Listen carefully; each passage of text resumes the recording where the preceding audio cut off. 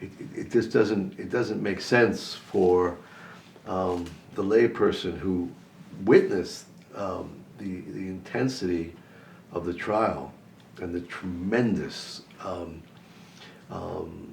intelligence and sweat and effort that all of you put in, and then whoever it was, the United States Justice Foundation, finds a couple of problems with some phrasing, and it's full stop. Can you explain that to the ignorant masses, me? Well, if you'll remember, part of my closing argument in the first case and part of my theme in the first trial was that I was asking the jury whether they were going to penalize somebody for using a legal process to challenge a position. And the government had their position that they were entitled to the property, and Mr. Hoven and Mr. Hansen had a belief that they had a right to challenge that forfeiture. And so the question became, and my theme became in the defense, is that are you going to punish somebody for attempting to use a legal process?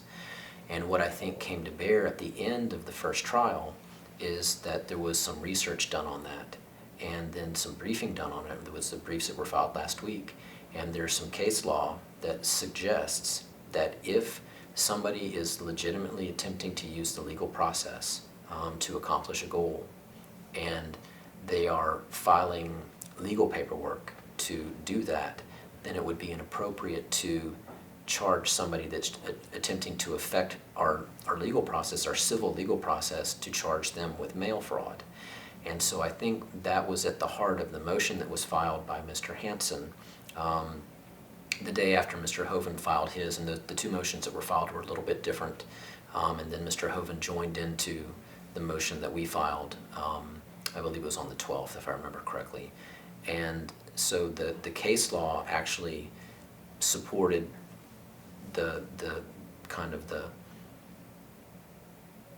theme, and so that was developed in a way that wasn't just an argument. It was actually some supporting case law that says, hey, if you're trying to use the legal process, then you shouldn't prosecute somebody for trying to use the legal process in a civil way.